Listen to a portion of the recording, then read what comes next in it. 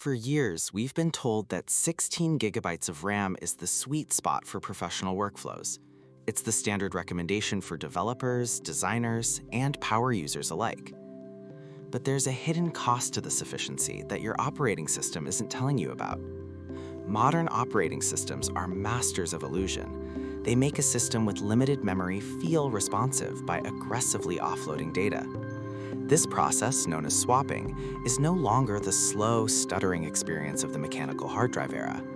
On a modern NVMe drive, swap is nearly invisible to the user. You switch between apps and everything feels snappy. But while your workflow remains smooth, your hardware is paying a permanent price. In this video, we'll look at why the 16 gigabyte standard might be shortening the lifespan of your most valuable component, your SSD. To understand the problem, we have to look at how the kernel manages memory pressure. When you open Chrome, Slack, and VS Code simultaneously, your physical RAM fills up quickly. Instead of crashing, the OS uses virtual memory. It identifies cold pages of data, things you haven't touched in a few minutes, and moves them from the fast RAM chips to a hidden file on your SSD. This is swap. Because modern NVMe drives can reach speeds of several gigabytes per second, this handoff happens in milliseconds. You don't see a spinning wheel, you just see a functioning computer. But unlike RAM, which can be written to trillions of times without degradation, every byte written to an SSD brings it one step closer to physical failure. By relying on swap to bridge the gap between 16 gigabytes and your actual usage, you are effectively turning your storage into a consumable memory expansion module. Inside your NVMe drive, data is stored in NAND flash cells. These cells have a physical limit on how many times they can be erased and rewritten, a metric known as terabytes written, or TBW. When the OS swaps data, it doesn't just write once. Due to a phenomenon called write amplification, the SSD controller often has to move existing data around to make room for new blocks. A single gigabyte of swap data from the OS might result in 2 or 3 gigabytes of actual wear on the NAND. In a 16 gigabyte system under heavy load, the OS might swap dozens of gigabytes per hour. Over a year, this background activity can consume a significant percentage of your drive's rated lifespan.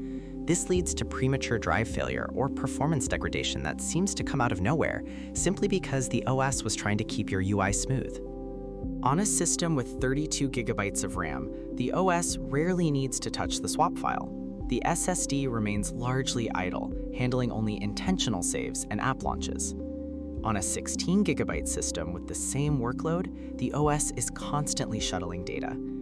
Benchmarks show that professional users on limited RAM machines can generate hundreds of gigabytes of host writes per day just from background swap.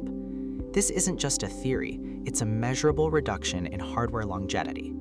For a creative professional or a software engineer, that 16 gigabyte standard is actually a debt.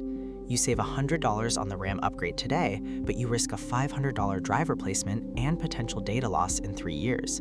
The math simply doesn't favor the lower memory configuration for serious work. So, how do you protect your investment? The solution is simple, but often overlooked. Prioritize RAM over storage speed or processor cores. If you are buying a machine for the next 5 years, 32 gigabytes should be your new baseline.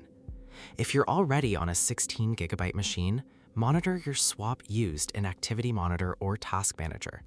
If you see it consistently above a few gigabytes, it's time to close some tabs or consider an upgrade. Don't let the smoothness of modern NVMe storage fool you.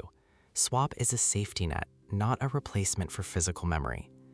Treat your RAM as the workspace and your SSD as the archive. When you blur the lines between them, your hardware pays the price.